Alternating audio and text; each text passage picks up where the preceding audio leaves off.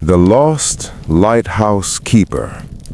That night, the lighthouse lamp went out and never lit again. It was the last week of November. In the middle of the Atlantic, on a small island, the massive lighthouse carved from granite had kept ships away from the rocks for years. But that night, during Keeper Thomas Whitmore's shift, something went wrong. Thomas was 53 years old.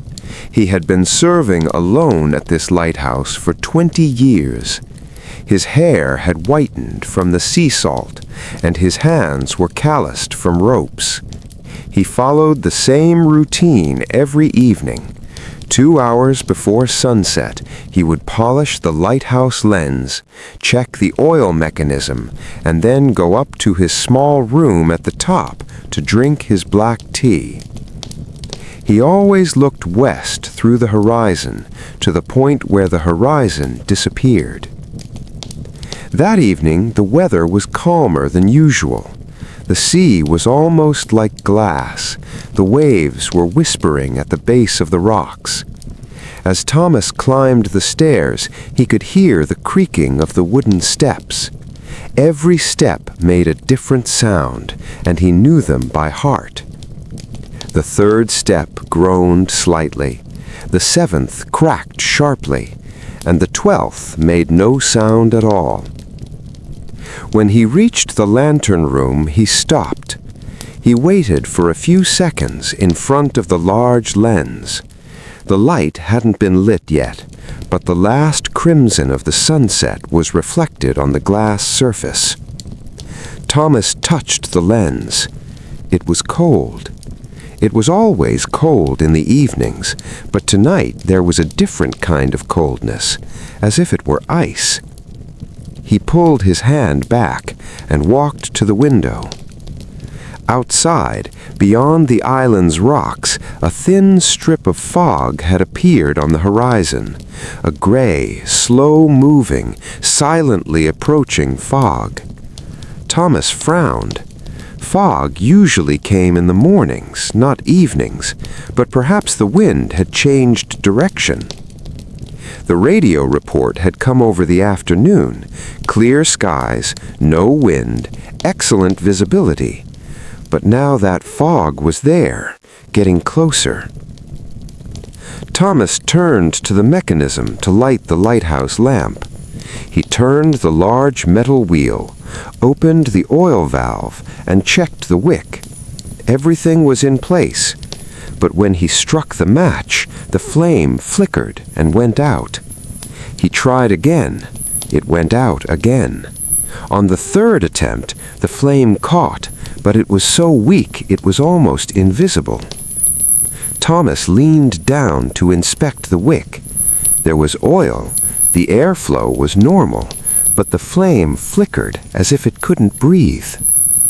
"Strange," he muttered to himself. "Very strange." He spent a few minutes trying to adjust the mechanism. Finally, the flame grew and began to spread out through the lens. The light turned, steady, rhythmic, one full rotation every 10 seconds. Thomas relaxed and began to descend the stairs. But before he reached the 5th step, he heard something.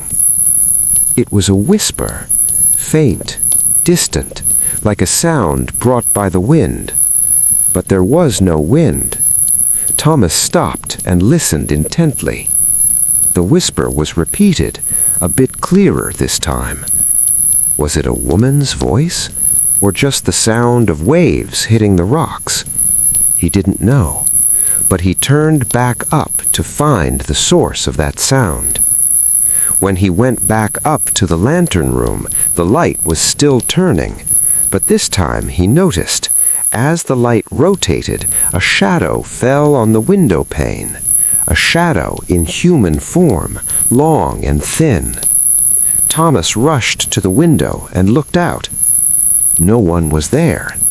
There was only the fog, which had now surrounded the lighthouse. Gray, thick, almost solid-looking fog. Thomas took a deep breath. "Fatigue," he said to himself. "Just fatigue." But his heart was beating fast. He went downstairs, went into the kitchen, lit the stove, and started boiling water. He sat at the table while the kettle whistled. He put his hand to his forehead. Maybe he really was tired. Maybe he had been alone on this island for too long. Maybe it was time to rest, to return to the mainland. The water boiled. He brewed his tea, poured it into a glass, and began to drink slowly. A feeling of relief came as the warm liquid went down his throat. He closed his eyes. For a few minutes, he just sat there, thinking of nothing, just feeling the warmth of the tea. But then, that sound came again. Closer this time. Clearer this time. It wasn't a whisper anymore. It was a call. Thomas. He opened his eyes. He left the glass on the table and stood up. The sound was coming from the kitchen window. He slowly approached the window and looked out. The fog had thickened even more.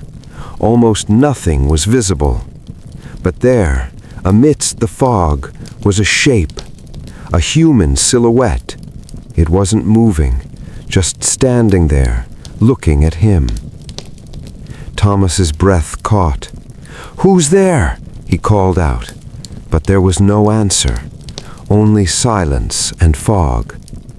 He ran to the door, unlocked it, and bolted outside. The cold air hit his face. The fog enveloped him. He could hardly breathe. "Who's there?" he shouted again, but only his own voice echoed and faded away. He took a few steps, advancing through the fog. The rocks were wet. His feet slipped, but he managed to keep his balance. He moved forward and forward, but he couldn't see anyone. Finally, he stopped. He was out of breath. He looked around, but there was only gray fog. There was nothing. "Nonsense," he muttered. "Just an imagination."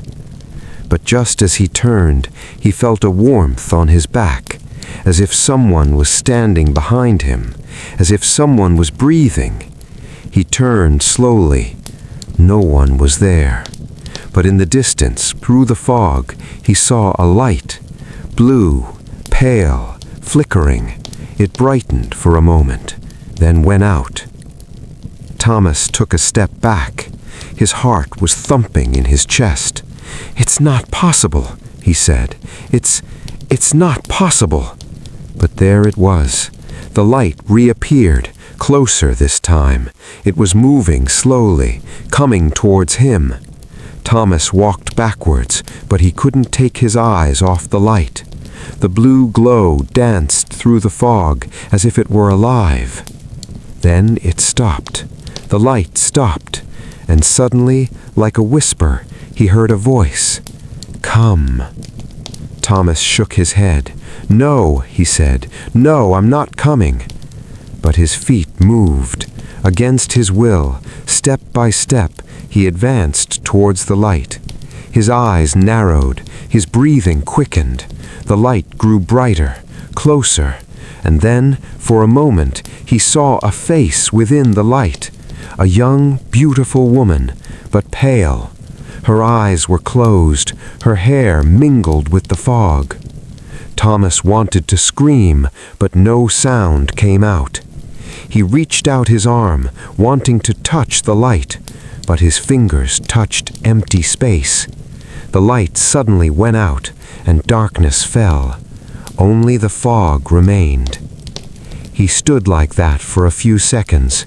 Then reality returned. The cold air, the wet rocks, the sound of the sea in the distance. Thomas took a breath, a deep, long breath. Then he turned and started running towards the lighthouse. When he reached the door, he pushed it open and went inside. He closed the door behind him, turned the lock, and leaned his back against the door. He was out of breath.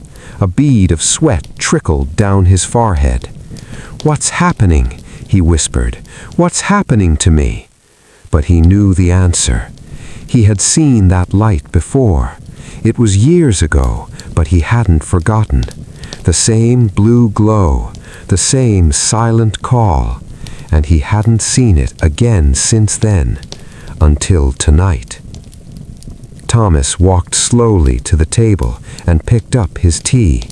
It was cold now, but he took a sip anyway. His hands were shaking.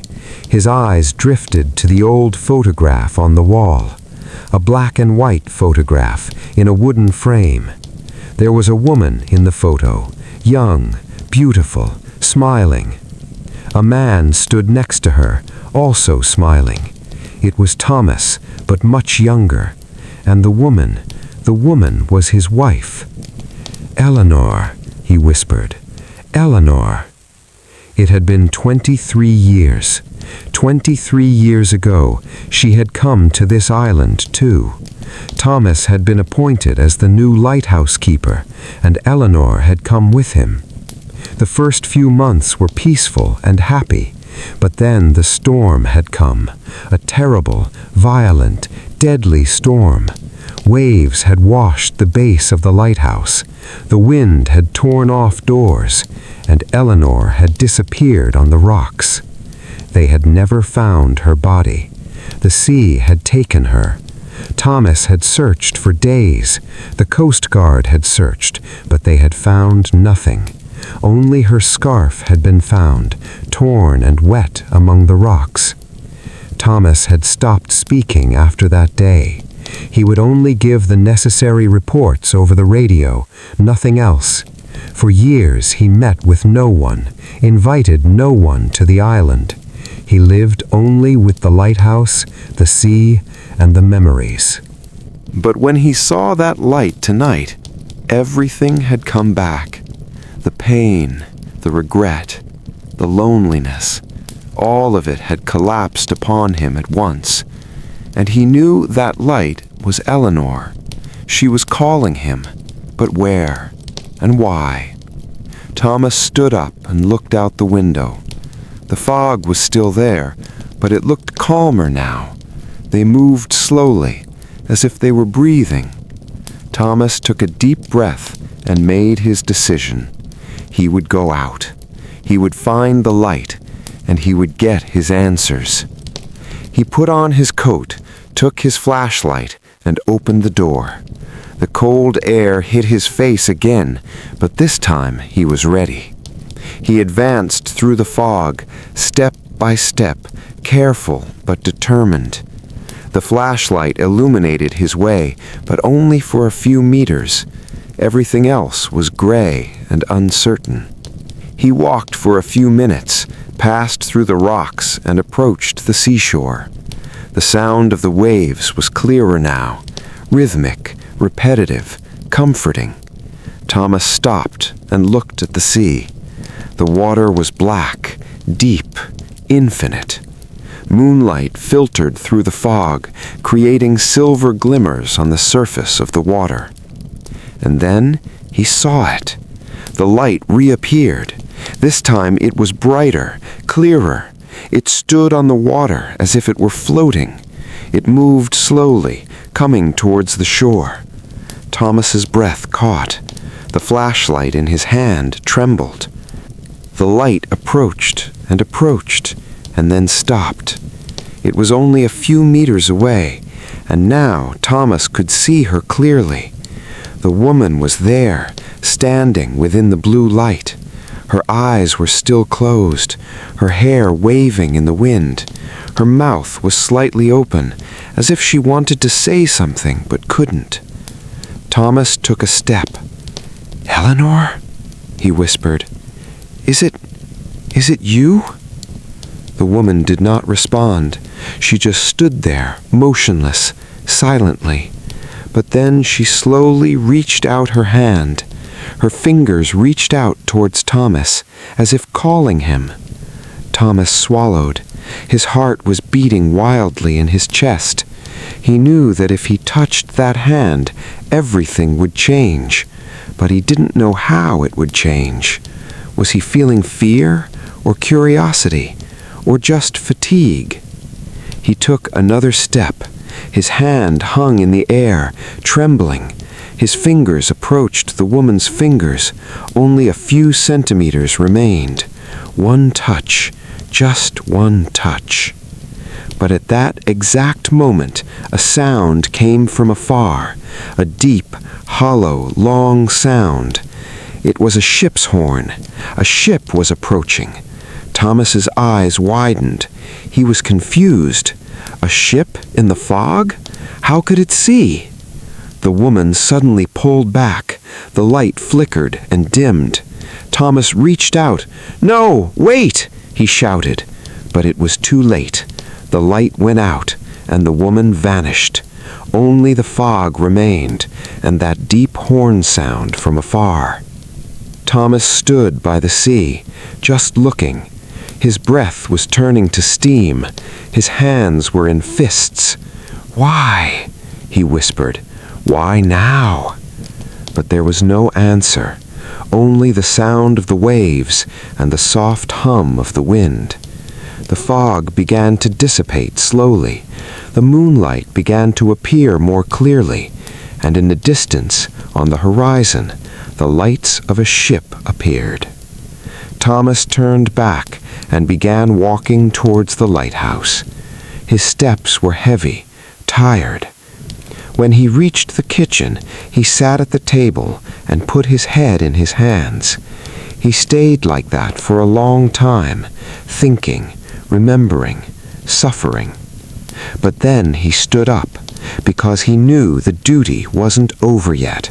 The lighthouse was still burning, ships were still coming, and he was still the keeper. He climbed the stairs and returned to the lantern room. The light was turning regularly, every 10 seconds.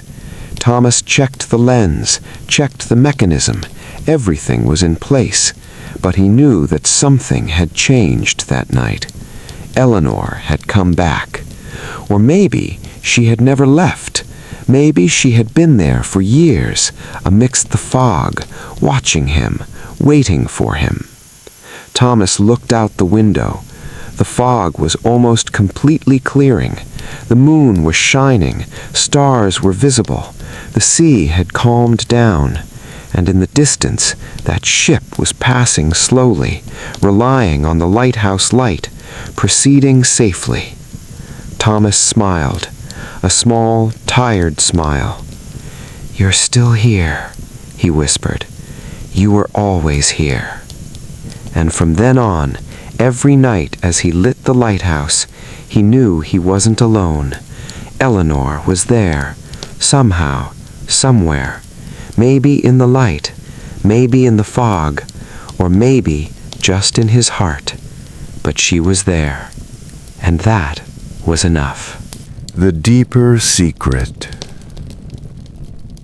But in reality, there was a deeper secret behind this meeting. When the sun rose the next morning, Thomas woke up. He had fallen asleep sitting at the table that night. His neck was stiff and his back ached. But there was a strange lightness in his soul. It was as if a weight had been lifted from his shoulders. He got up and walked to the window.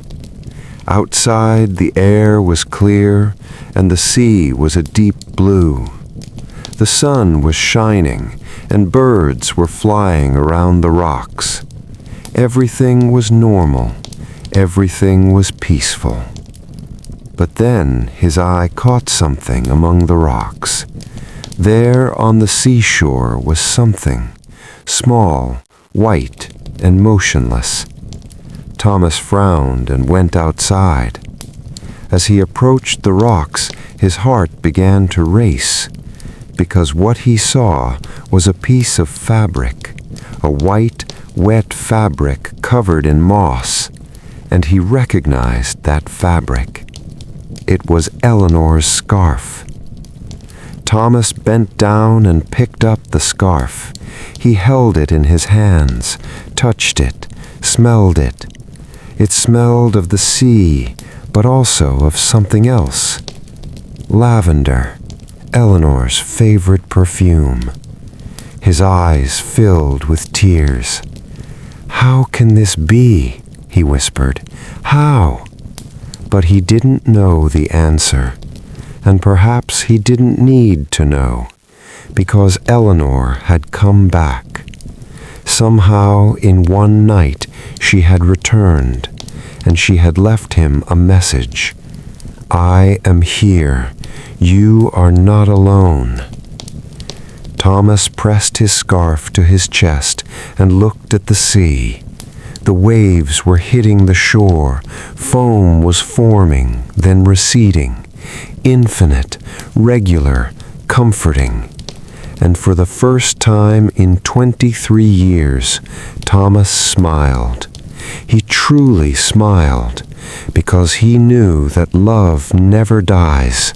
It only changes form. Sometimes a memory, sometimes a dream, sometimes a blue light. But it was always there, always waiting, always loving. Thomas returned to the lighthouse and climbed the stairs. When he reached the lantern room, he polished the lens again.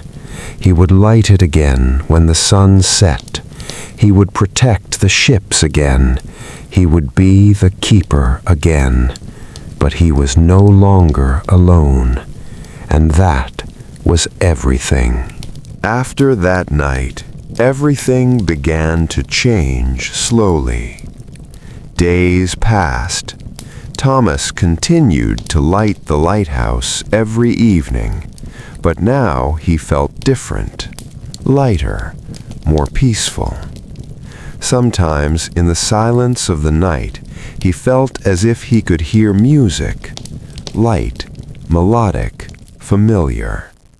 It was Eleanor's favorite song, the one she used to play on the piano. Thomas would sometimes stop and listen. He would close his eyes, take a breath, and just listen. And in those moments, he felt as if Eleanor were right beside him, as if she were there, smiling, watching him. One night, Thomas began to write in his diary. He hadn't written in years, but that night he took the pen and opened the pages. "Today I realized something," he wrote. "Loneliness doesn't come from being alone. It comes from forgetting our loved ones. By trying to forget Eleanor, I became even lonelier. But now I remember, and as I remember, she comes back to me." He turned the page. Perhaps death is not really an end. Perhaps it is just a transformation. Perhaps our loved ones never leave us. They are just with us in other ways. In the wind, in the sea, in the light. They are everywhere. We just need to see them. Thomas put down the pen and looked out the window. Moonlight was illuminating the sea. The waves were moving calmly and rhythmically. In the distance, he heard the cry of a seagull.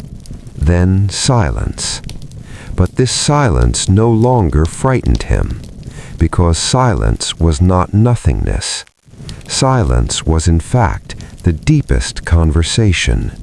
It was the conversation of souls, hearts, and memories. Thomas stood up and climbed the stairs. When he reached the lantern room, the light was still turning, regular, reliable, infinite. Thomas touched the lens.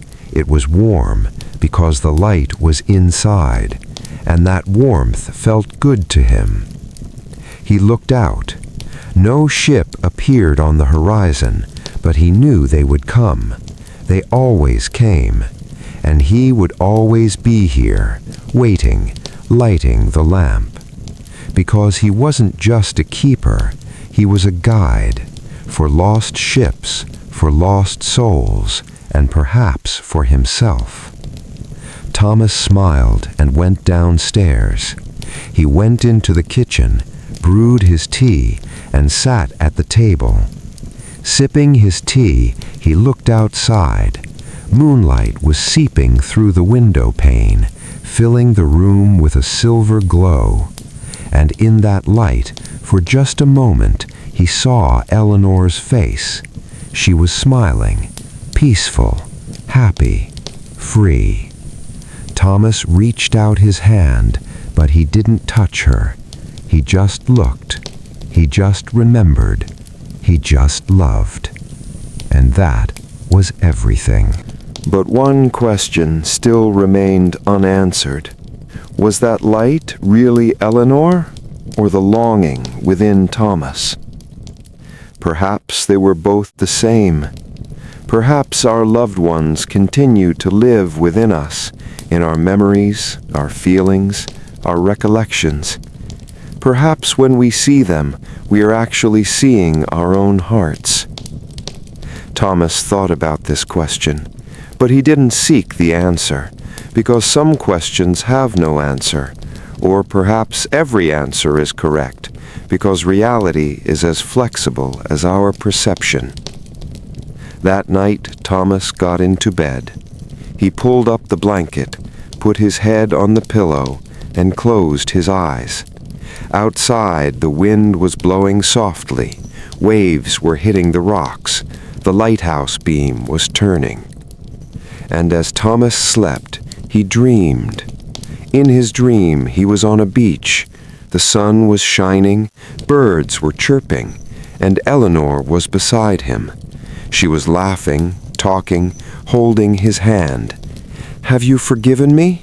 Thomas asked. Eleanor shook her head. "There is no need to forgive you, because you did nothing. You just lived your life, and that is enough." "But I lost you." "No," said Eleanor, "you never lost me. I was always here. You just didn't see me, but now you do, and that is beautiful." Thomas smiled. "I love you. I love you too. I always have. I always will." And then Eleanor slowly drifted away.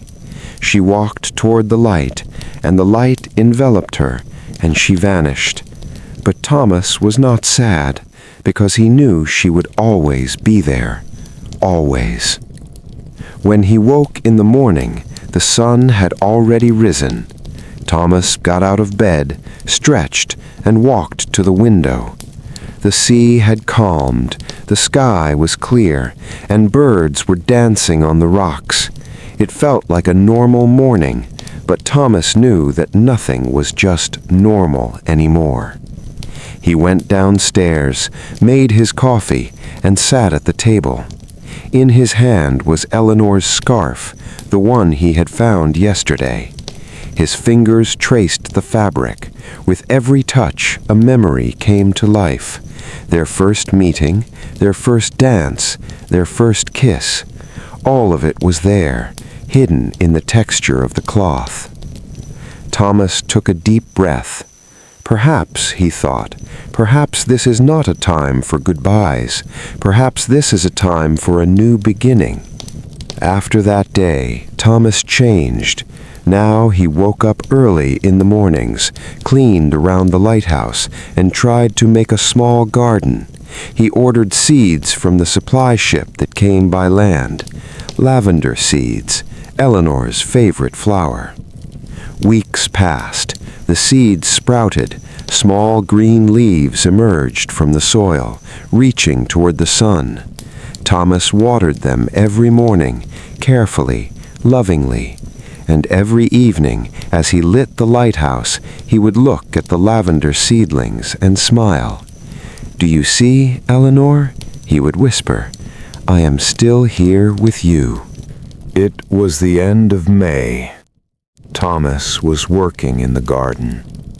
The lavenders had grown now, and purple buds were beginning to bloom. A light breeze was blowing, and the scent of the sea mingled with the scent of lavender. Thomas took a deep breath and smiled. But then he heard the sound of an engine from afar. He raised his head and looked at the sea. A small boat was approaching, white, fast, and determined. Thomas frowned. The supply ship had already come this month.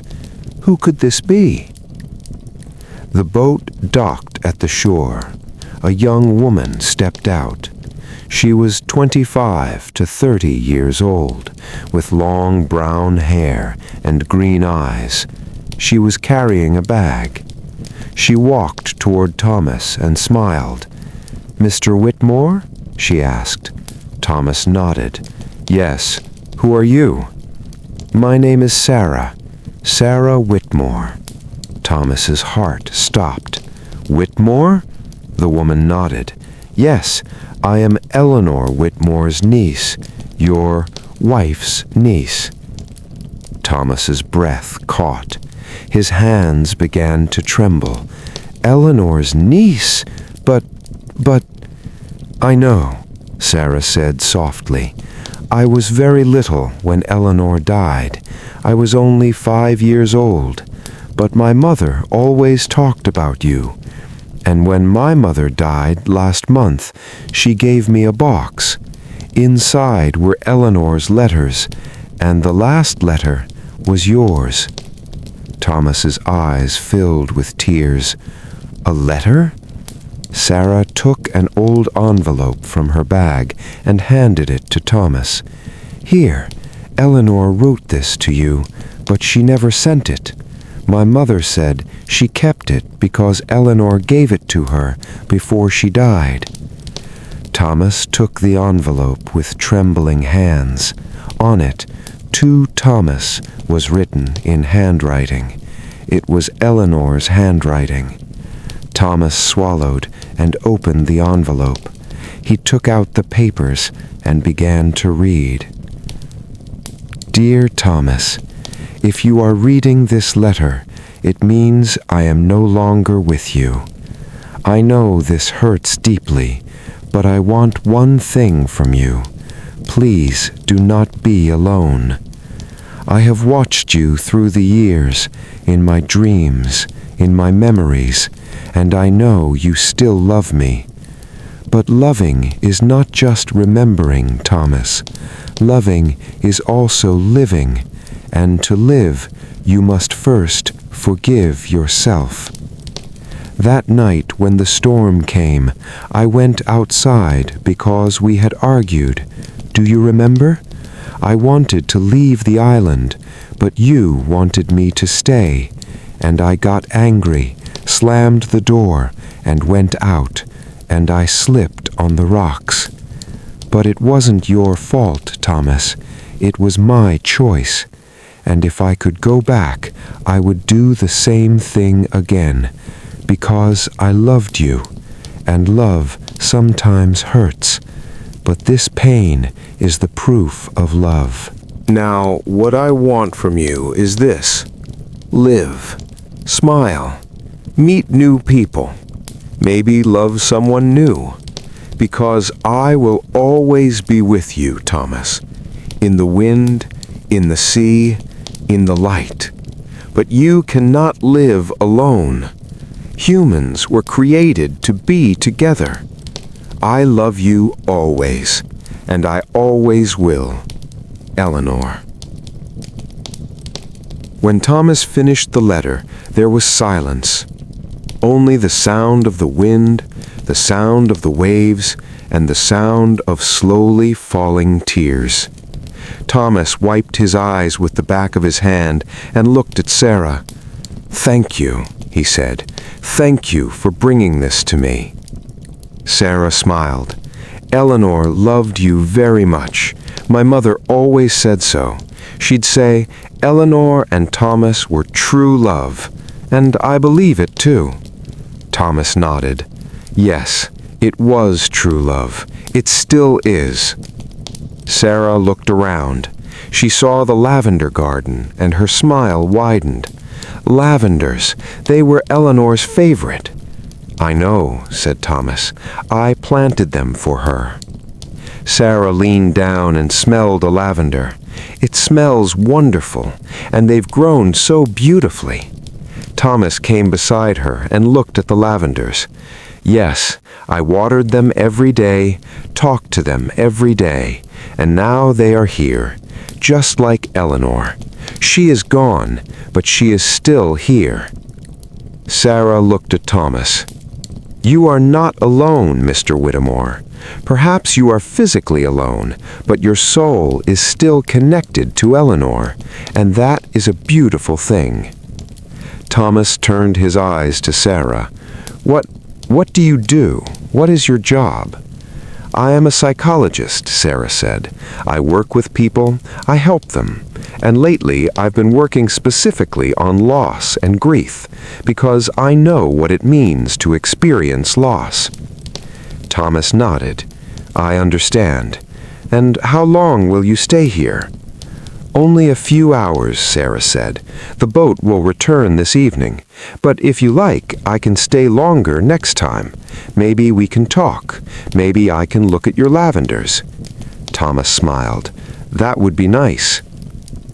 Sarah left that day, but Thomas knew this was a beginning, a new beginning. He was no longer completely alone. Eleanor's family, Eleanor's memories, and Eleanor's love were still there, and perhaps that was enough. That evening, as Thomas lit the lighthouse, he looked at the lavender garden. The purple flowers were swaying in the wind, glowing in the moonlight, and for a moment he felt as if Eleanor were there. She was smiling, waving at him, saying, "Well done, Thomas." Thomas took a deep breath. "Thank you, Eleanor," he whispered. "Thank you for reminding me how to live." And that night, for the first time in years, Thomas slept a deep sleep, a dreamless, peaceful, restful sleep. The lighthouse is no longer lonely. Months later, the island was no longer lonely as before. Sarah began to visit regularly, once a month, sometimes twice. She would chat with Thomas, tend to the lavender garden, and sometimes they would cook together. Thomas would tell her about the island's history, show her the lighthouse mechanism, and share old stories. And Sarah would tell him about the world outside, how cities were changing, new technologies, and people's stories. Thomas listened with curiosity and interest, and he realized that the world was still turning, and he was still a part of it. One day, Sarah made him an offer. "Mr. Whittemore, I am writing a book about loss and grief, and I want to include your story, with your permission, of course." Thomas thought for a moment. "My story?" "Yes, yours and Eleanor's, because this isn't just a story of loss. It's also a story of love, and people need that. They need to find hope in despair." Thomas nodded. "All right, you can write it, but on one condition." "What is it?" "Use Eleanor's name. Let her name not be forgotten, because she truly lived, and she truly loved." Sarah smiled. "I promise." When the book was published, it drew great interest. People read Thomas and Eleanor's story, shed tears, and found hope. Some even began to visit the island, not just to see the lighthouse, but to see the lavender garden and meet Thomas. Thomas was surprised at first, but then he got used to it. He even began to enjoy it, talking to people, listening to their stories, and helping them. He realized Eleanor was right. Humans were created to be together. One day, a young couple arrived. They were newlyweds and had chosen the island for their honeymoon. Thomas welcomed them, gave them a tour of the lighthouse, and they drank tea in the lavender garden. "Mr. Whitmore," the young woman said, "your story inspired us so much. We've faced difficulties too, but your story showed us that true love endures everything, even death." Thomas smiled.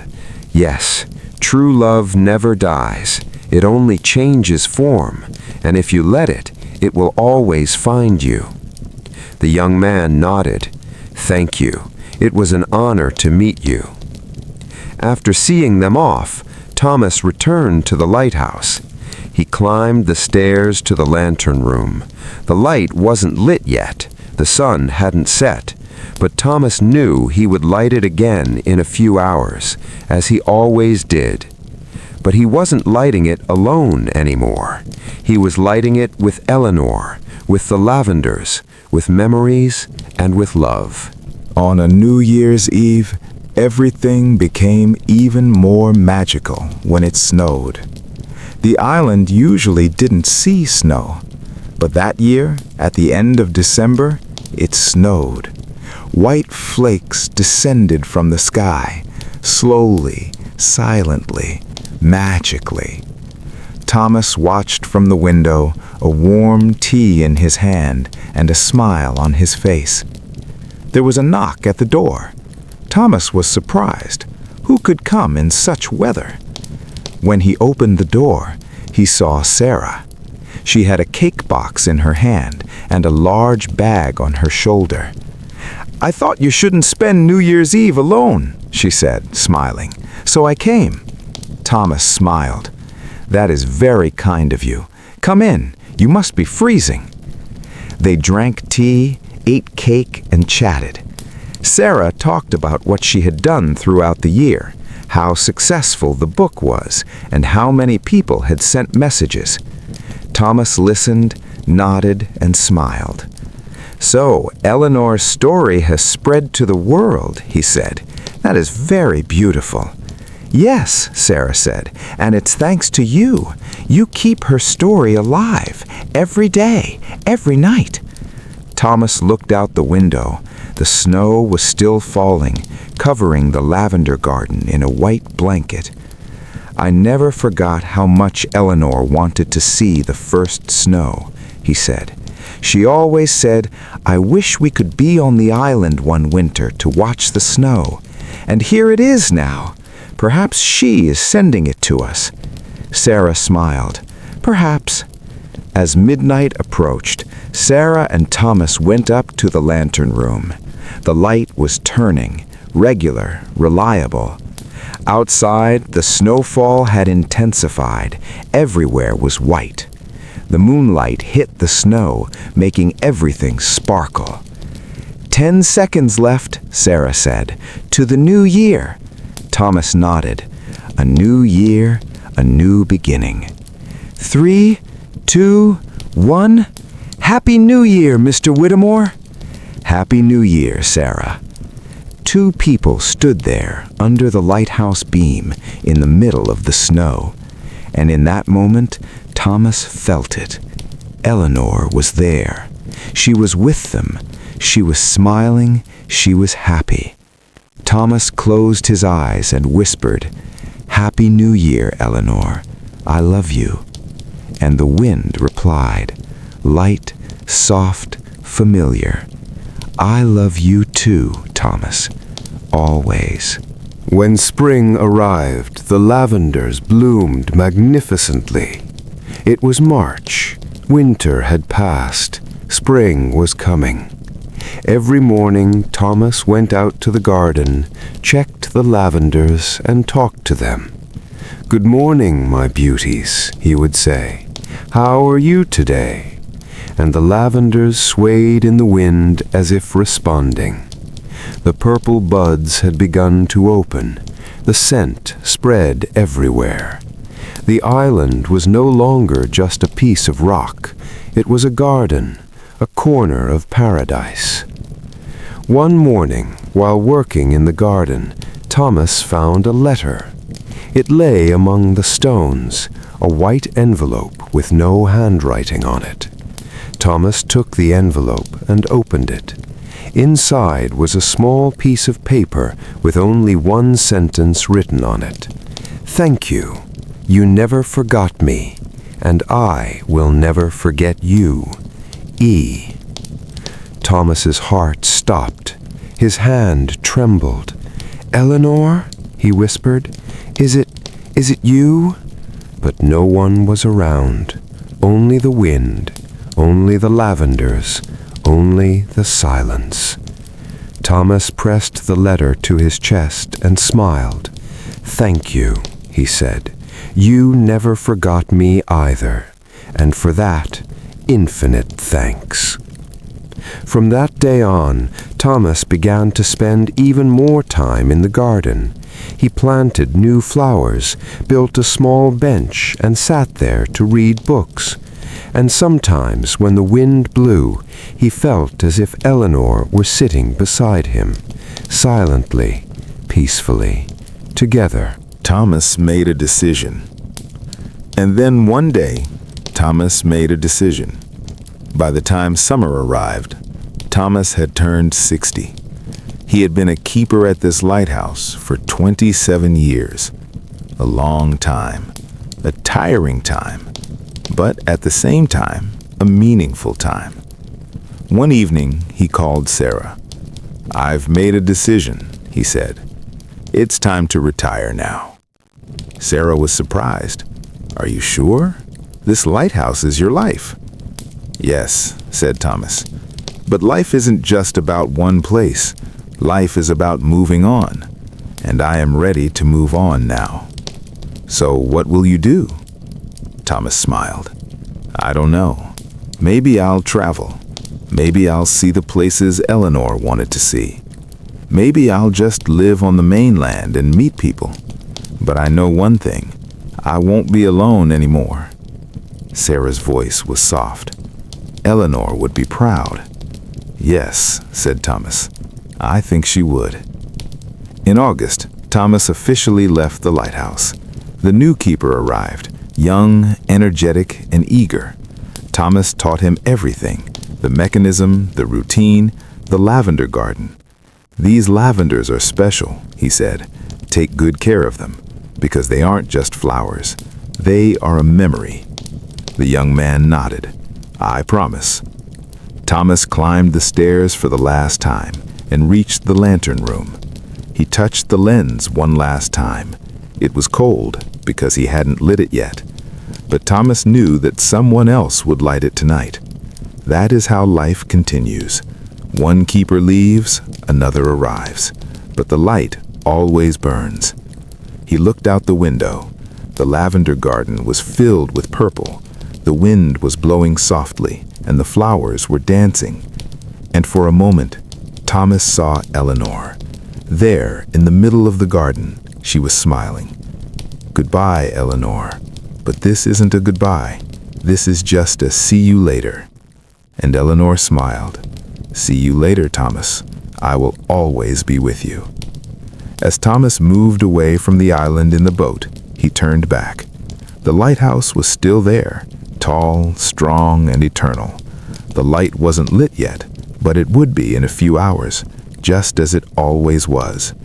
And Thomas smiled, because he knew that light wasn't just for the ships. That light was also a light burning for him, a light that guided him through the darkness and led him home. But now, home wasn't just the island. Home was everywhere. Everywhere Eleanor was. And Eleanor was everywhere. When he landed on the mainland, a new world was waiting for him. Thomas settled in a small town by the seaside, peaceful and quiet. He rented a small house, a house with a garden, and the first thing he did was plant lavender. "Eleanor," he said as he buried the seeds in the soil, "I brought you here too. Now we are together everywhere." Days passed, weeks passed. Thomas got used to the town. He met the neighbors, went to the market, and sat in cafes. And the people loved him because he was a loyal, kind, and wise man. One day, he saw Sarah's book in a bookstore. It was displayed in the window with bestseller written in large letters. Thomas went inside and bought one. When he gave it to the cashier, the woman smiled. "Oh, have you read this book? It's a very emotional book, especially the story of the lighthouse keeper." Thomas smiled. "Yes, I've heard. It's a beautiful story." "It is, truly very beautiful." When Thomas returned home, he opened the book and found his own section. Under the title, Thomas and Eleanor, The Light Never Fades, their story was written. He read, he remembered, he smiled, and finally he understood. Stories never end, they just continue in different ways. As autumn arrived, Thomas made another decision. It was September. The leaves were falling, the weather was getting cooler, and the days were shortening. Thomas was sitting in the garden with a book in his hand and peace on his face. The lavenders were still there, a bit withered, but still beautiful. A letter arrived. It was from Sarah. Inside was an invitation. Conference on Loss and Grief. Speaker, Thomas Whitmore. Thomas was surprised. A speaker? Me? He picked up the phone and called Sarah. "What does this mean? I can't be a speaker." Sarah laughed. "Why not? Your story has inspired thousands of people, and they want to hear it from you. Just 10 minutes. Just tell your own story." Thomas thought about it. "I don't know, Sarah. I'm not a good speaker." "You don't need to be. Just be honest and talk about Eleanor. People want to hear that." Thomas took a deep breath. "All right, I'll do it." When the day of the conference arrived, Thomas was standing in front of the hall. Hundreds of people were there, all waiting for him. Thomas's heart was beating fast, and his hands were sweaty. But then Sarah came to his side and touched his shoulder. "Are you ready?" Thomas nodded. "I think so." When he stepped onto the stage, there was the sound of applause. Hundreds of people stood up and cheered. Thomas was surprised and embarrassed, but at the same time he was proud. He approached the microphone and began to speak. "Good afternoon. My name is Thomas Whitmore. I worked as a lighthouse keeper for 27 years, and during this time I learned one thing. The light never fades. It only changes form." Silence fell over the hall. Everyone was listening, paying attention. "I lost my wife, Eleanor, 23 years ago, on a stormy night on the rocks. After that day, I lived alone, isolated and in pain. But one day I realized that Eleanor had never really left. She was always with me, in the wind, in the sea, in the light. She was everywhere. I just needed to see it." Thomas paused, took a breath, and continued. "And now I want to tell you this. When you lose your loved ones, you don't really lose them. You just learn to love them in another way, in memories, in dreams, in your hearts. And this new way of loving is perhaps the most powerful of all, because nothing can end it, not time, not distance, and not even death." There was silence in the hall, but then came an applause, then another person, then everyone, a standing ovation. Thomas wiped his eyes and smiled. "Thank you," he said. "Thank you to all of you." After the conference ended, dozens of people wanted to talk to Thomas. They shared their stories, shed tears, and hugged him. Thomas listened to all of them, showed compassion to all of them, and gave hope to all of them.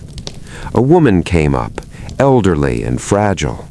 "Mr. Whitmore," she said, "I lost my husband last month, and when I heard your story, I realized he is still with me. Thank you." Thomas held her hand. "You're welcome, and remember, love never dies." The woman smiled and walked away. Thomas turned to Sarah. "I can't describe this feeling. Helping people, it's a magnificent feeling." Sarah nodded. "Yes, and Eleanor is proud, I'm sure of it." Thomas turned his eyes to the sky. "Yes, I think so too." The final visit and the everlasting light. Thomas returned to the island when winter came again. It was mid-December. Thomas had made a decision.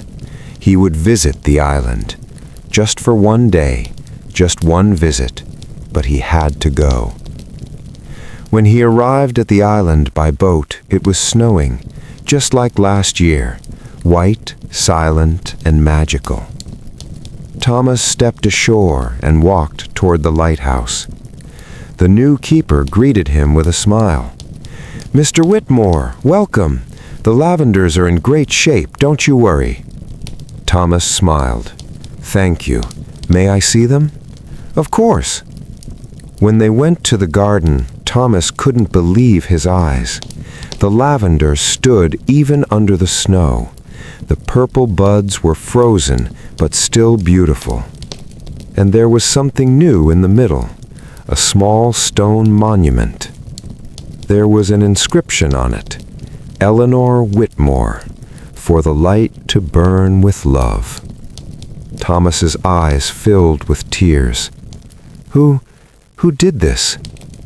"Sarah did it," said the young keeper.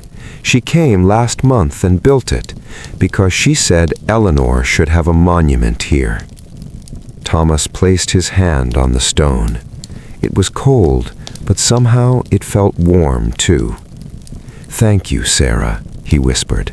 "Thank you so much."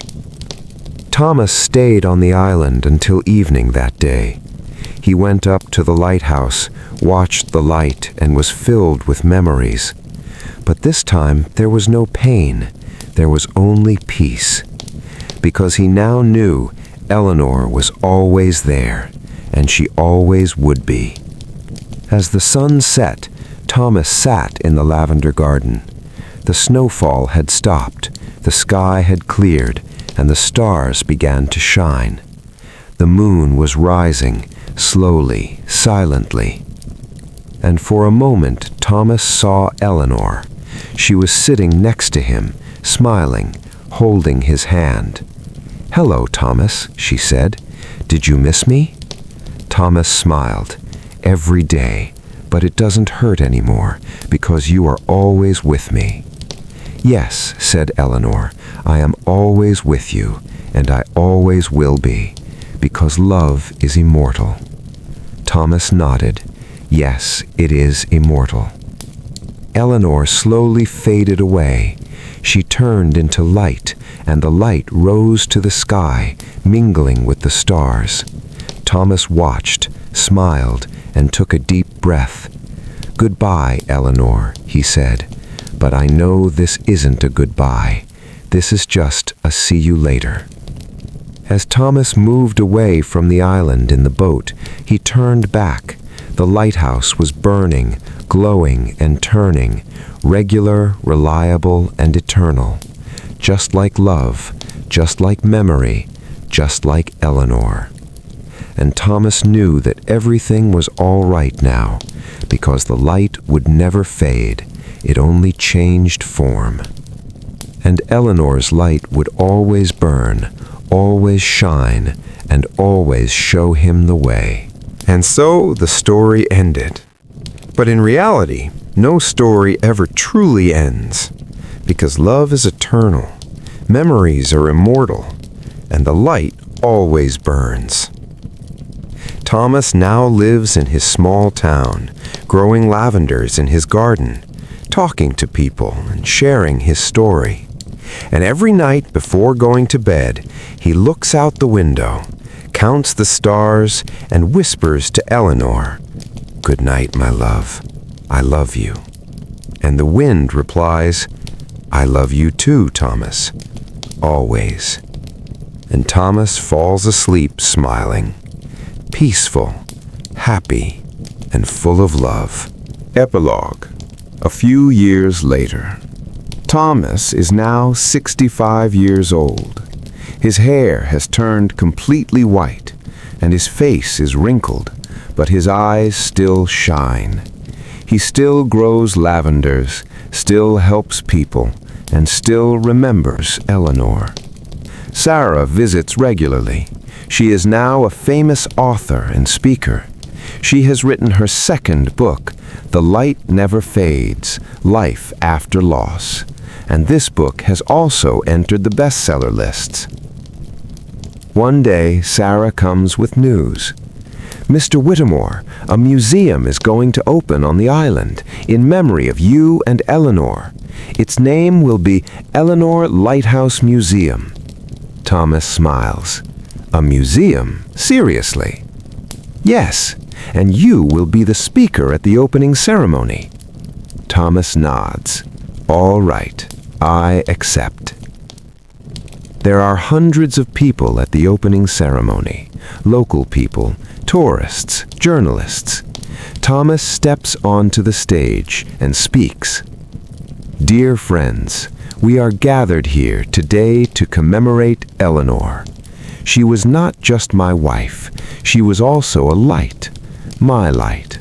And now this museum will keep her memory alive. Every visitor who comes here will feel Eleanor's love. And maybe, just maybe, they too will remember their own loved ones." Applause, tears, hugs. After the ceremony ends, Thomas goes up to the lighthouse alone. Now as a tourist, as a visitor, but he still feels as if he is at home. He goes to the lavender garden. The monument is still there, even under the snow. Thomas leans down and touches the stone. "Hello, Eleanor. Did you see? Now there is a museum here, in your name. I am proud of you." And the wind blows, soft and familiar. "I am proud of you too, Thomas, so proud." Thomas smiles. "Thank you, my love. I will always love you." "I love you too, always."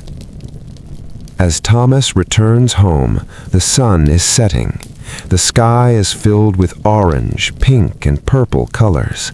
The lighthouse light is burning, turning, and shining. And Thomas knew the light would never fade. Love would never end. Eleanor would never leave, because true love was immortal, and the love of Thomas and Eleanor was the truest love of all. The end. But actually, nothing ever truly ends. It just continues in another way. Good night. Thank you for listening to this story. We hope you found peace. We hope you remembered your loved ones. And I hope, just hope, that you too find your own light. Because everyone has a light. We just need to look for it. Good night. Sweet dreams. And remember, love never dies.